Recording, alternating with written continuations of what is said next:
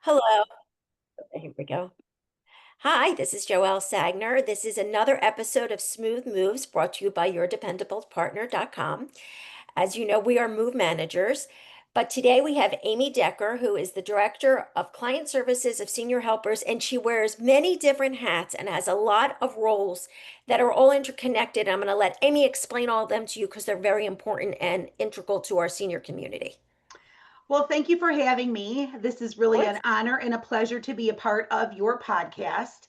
I know that your hearts are really into this because our main goal really is to find the resources and the tools and the strategies that our seniors need for whatever they need. And Mhm. so I'm an advocate for that 100%. And I think that's why I wear so many different hats because there's so much involved and just making sure seniors need special care above and beyond what other needs are. I Sure. started out working for an elder law firm, and so I really learned the difference between elder law and family law, that seniors have specific things that they really need to Hmm. focus on to Hmm. apply for Medicare or Medicaid or whatever it is. So I started with elder law, then gave me the love and the passion for working with seniors. And then I started as a patient advocate for Vitas Hospice, which I love. I've been doing that now for 9 years. And I've really enjoyed just getting to know the families and staying with them till the very end and being a shoulder to cry on, being a support to them. Very often, my patients that are here don't have local family. So I Right. am their family until we're at crisis time, and then they need their family to be there. So I've come to love and cherish. I've got hundreds of grandparents that I've really enjoyed just Oh, getting to know and their families. I really do enjoy that. I'm also the director of client services for senior helpers. We are located in Boynton Beach. Our territory is from Lake Worth to Delray. And Michael Mole is the owner. He's had that franchise, I believe, now for about 15 years. Michael and I are good friends, and then we became work partners now. So it just works out really well. And it's a great company. We love to um, just find the perfect match to get a caregiver in the home with somebody so they can become part of their family. And it's a fun journey. I really enjoy it. Um, so Amy, that senior helpers, that's skilled and unskilled or just skilled care? So it's an HHA or CNAs is what we put into the home. So it's a certified nurse assistant or a home health assistant. It's personal care. So they can go anything from bathing to grocery shopping to med reminders to anything that would include personal care, transportation. But we Sure. also, because we're an agency, we have nurse support and nurse backup. So the nurse goes in to do their initial assessment. They can immediately see what the strengths and weaknesses are of that client. Hmm. They then educate the caregiver so the caregiver knows, they have Parkinson's or they have dementia or they have a catheter, and this is how you have to do it, or you have to use a gait belt. And the nurse stays on top of that, which is the beauty of being an agency because you have nurses that direct any sort of change in care plan. They're there to make sure our caregivers are on top of it and they know what they're doing. Perfect. Yeah, so that's a big part of my life is being director of client services for senior helpers. And then I also have a podcast of my own. It's called Senior Strategies. I've done this for a couple of years now. And it kind of goes hand in hand as I'm program coordinator for senior healthcare coordinators, which is a breakfast and learn every second Tuesday of the month. We keep it in a lot of the assisted living communities once a month. And Hmm. they all sort of intertwine because I know Right. somebody asked me, well, if you could just focus on one, which one would you want? But it's like, if you have, which finger would you get rid of? Every one of these director of client services, hospice, each of them make it all come together so it's a full circle. Like I couldn't Right. say, well, I just do this, so I'll get rid of these two. It's really, It helps you do your job efficiently to have all of those things in your circle. most definitely. And I love the referral sources that I get from all of them and the friends that I've made, even at senior healthcare coordinators. So many of those members and attendees have now become my personal friends and family. But I don't have local family. So Right. they've really become my family. And then we just love, you refer business to people that you like. Right, So of course. And yeah, trust.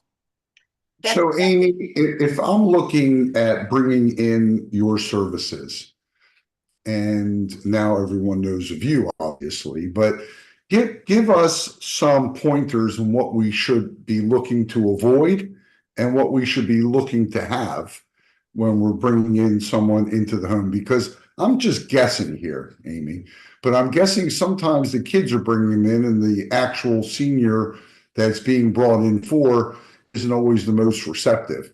Mhm. I know Oh, that's almost my 100%. mother threw visiting angels out of the house. I go, how can you throw visiting angels out of the house? Happens all the time. Yeah, I have to say, I can't say I have ever gone into somebody's home to do an initial assessment with the senior and them saying, "Oh my God, I'm so glad you're here. I need you. I need you to help me with the laundry, and I need you to help me cook dinner, and I need you to take my husband to the." They're all saying, "Get out, stop Right. hovering. I don't need your help. I don't need a list of that." And the children are sitting there going, "Mom, I told you this is what we needed." So you really have to tread lightly. Most people don't want to be hovered and stared at and, watched over. I think the biggest thing is when we're born into the world, we wake up with a purpose, whether we're 4 and we can't wait to start school or ride a bike or go to college or get married and buy a car and get a job and get married. And, you know, by the time you hit your 70s, now you're not allowed to drive anymore. Now you've got somebody cooking your meals. Hmm. Now someone's got to help you with the shower. And you've lost all those reasons to wake up in the morning. So what we like to do is still give that person the dignity that they deserve and the independence that they need, so we don't go in taking over right off the bat. We like to get a good fit for personality wise. Often who I think is going to be perfect isn't. We have to make it's like a blind date. You got to make it work. There's got to be chemistry there.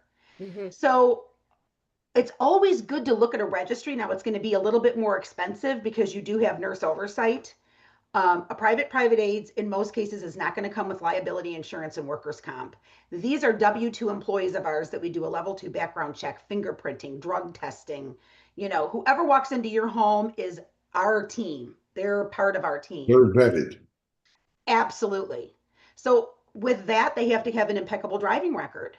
They have to be able to pass a background test. There are certain things they go through a very rigorous interview process to make this happen. So that's one of the things that we do, that would be good to look for. Now, if your loved one is in a community, we're also in many of the communities in Palm Beach County as the preferred home health agency within the building. So say that building offers, 2 baths a week, but that person wants a bath every day. We can add supplemental bathing. We can add a med reminder. Our nurses can do manage the medication. So if they need a skilled nursing service like managing medications, whatever it is, you need an enema or you need an injection for, we can do that too because we have nurses on staff. But we do 15-minute pop-ins. So say your dad is new to the community and he doesn't want somebody hovering. We can go morning, afternoon, and evening and pop in. Did you have breakfast? Did you make it to bingo today? Let's make sure you took your meds. $12, you've got a 15-minute pop in. That's the beauty of being in a building because then you're not I have a hiring somebody question. for Yeah, eight I have a hours. question about that being in the building. Uh-huh. So I love that model. Being in the building, does that mean that you only service those who request your care?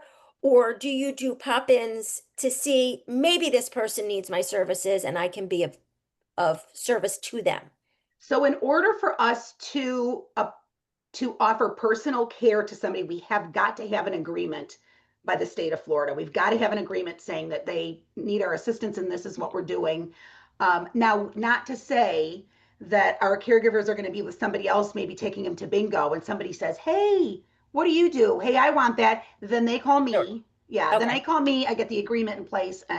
But often, if they don't have a lot to do, some of the buildings we're not super busy in, so our caregivers will go down and help with activities or help, maybe at lunchtime or help pass out bingo cards or take them, Interesting. that type of thing. But we can't lay our hands on or do anything with somebody personal care wise without an agreement. Sure, but you're in there and you're integrating Right. with the staff so that people that may be reluctant to have your services but need them are going to start to see, oh wait, this can be beneficial, and they're sort of self identifying. Hey, I like what you're doing. I Yeah. like you as a person. I feel Right. comfortable. I could really use those services too, And which that's people exactly what don't. happens. Right, which people will not get if they're in their home, Right, independent, right. and not in some sort of a community. So Yes. that's another benefit of being in a community. Huge. It's huge. And all of our girls wear a lime green shirt that says senior helpers on it with a lanyard. So they've got their Okay. name, they've got the name of our company. Lime green we chose because that's the very last color that those with dementia will be able to see, believe it or not, is lime green. Oh, So we picked I lime didn't. green Wow. shirts. That's a color that they'll always be able to see. Sweet is also the very last thing that they'll be able to taste. So salty, spicy, those kinds of things. That's why a lot of times they want to eat ice cream and chocolate and because they can taste it. But lime green is the color of our shirts. That's the last color that they see. I, So when they see our lime green shirts, then they see that and go, "Oh, yeah, you're with senior helpers." that's interesting. I did not know that they lose their ability to see color. Yep. That's They I lose their fascinating. lost ability my to see. ability to see color already. I'm totally colorblind. Well, a lot of men are colorblind, Yeah, but my dad I was didn't colorblind. know that And it it's true. goes. But there's a lot that goes on with their vision. So I'm also a certified dementia practitioner. I am also a certified TIPA Snow PAC consultant. So I've learned a lot of little things about those with dementia, including vision is really affected. So normal Mhm, vision, you do your peripheral vision, you put your hands out here, you can see your fingers. mhm. 70 years old is about this, dementia is this, and then it's this, Wow. and then they lose one eye. So literally, they only see out of one eye at the end. They lose all their peripheral vision. They lose all their color. Their body actually rewires even what they feel in their body. So lips, mouth, and tongue, hands, palms of your hands and fingers, bottoms of your feet, and genital area are the only place now where they have sensation of any kind. So they can cut their back, bruise Wow. their leg, and they're not going to And know not it even know, because not the even whole know. Sort of like a brain's rewired. diabetic. What's Wow. that? Sort of like a diabetic. Yeah. So a lot of times, when they're at close to the end and you're feeding them, they don't like that spoon in their mouth because their mouth is so sensitive. Or a lot of them have a hard time getting in the shower, taking a shower because that water's beating on their face, their hands, their private parts, their leg, and we don't know why they're crying. And they don't, or you're changing their diaper and they're screaming, "You're hurting me," because we Huh. are. This is fascinating. This is a fascinating subject to do a training on for I do. So that's the anybody in training that this I do. It's a field. Teepa Snow Gems course. I do it twice a month with all of our new onboards. It's a 4-hour class and it's strictly on what they see, what they taste, how they act getting in and out of the shower, what's really going on in their brain with their eyes, what side of the brain. So, right, they retain everything on the right side of their brain, which is swear words, bad words, social slurs, right? The side that they need the left side they lose, which is to be able to speak in full sentences, to be able to reason something out. Tony Bennett, Glenn Campbell, they could get up and sing an entire 2-hour concert because they retained that music on that side of their brain. Right. But get them backstage, can't form a sentence.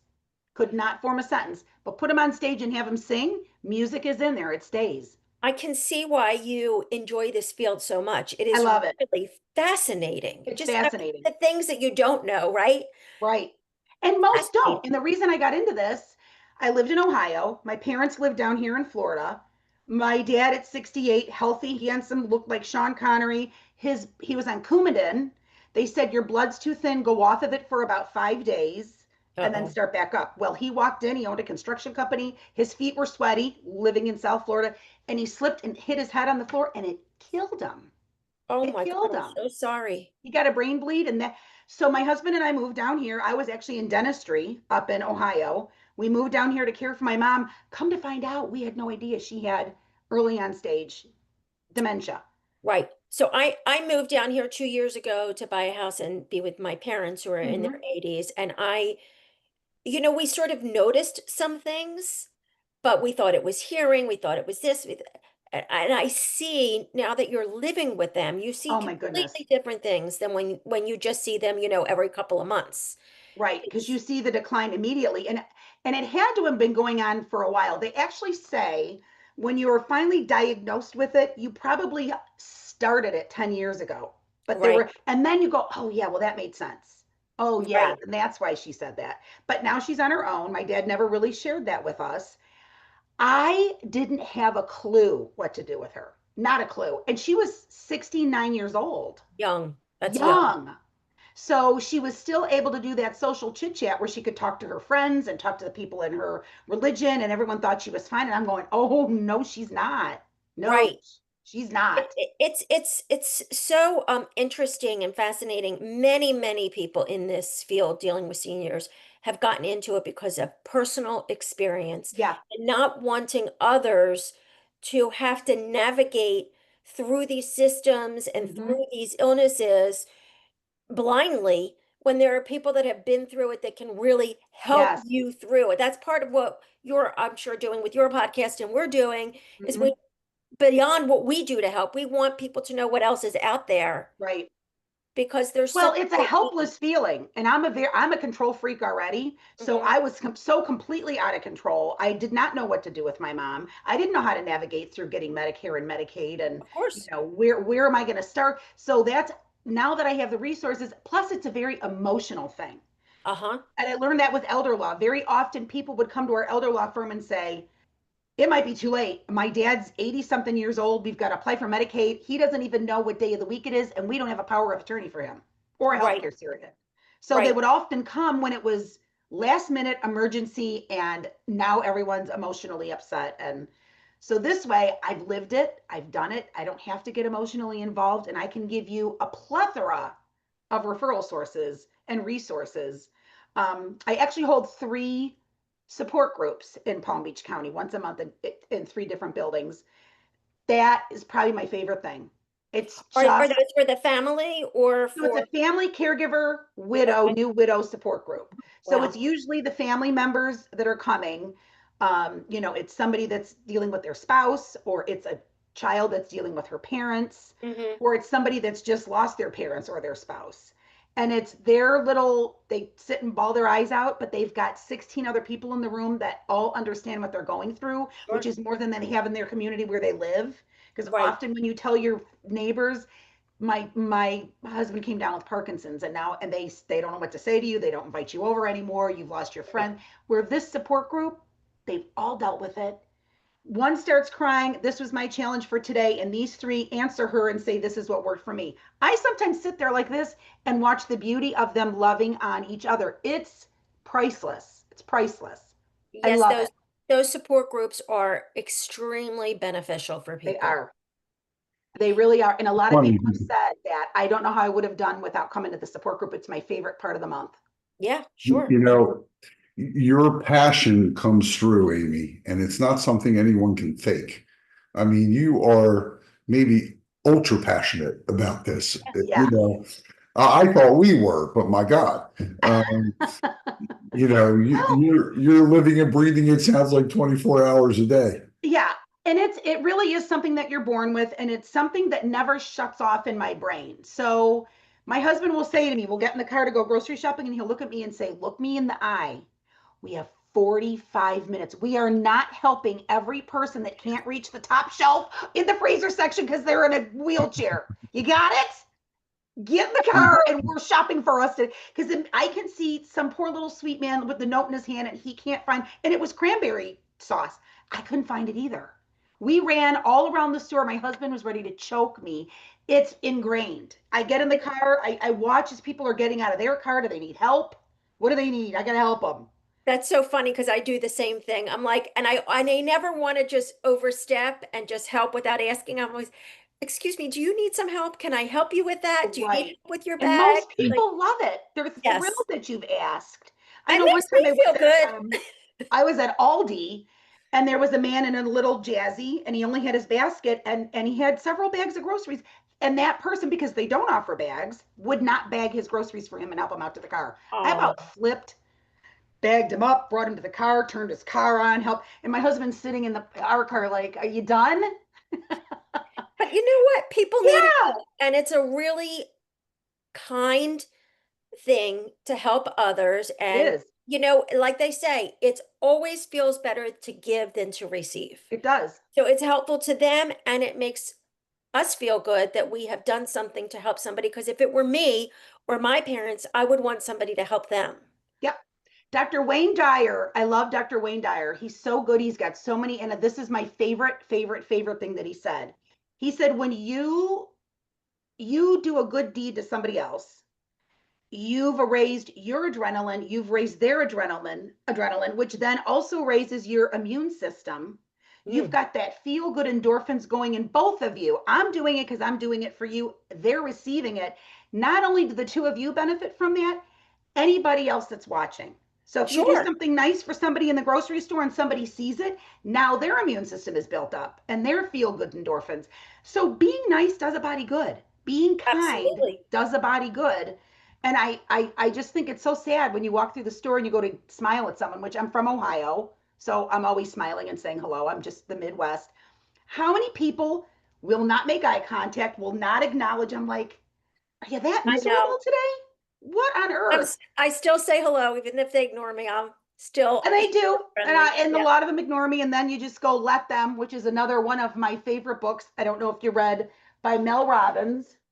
Love And her. this is, I actually bring this to my support groups. It's called Let Them. It's a wonderful book.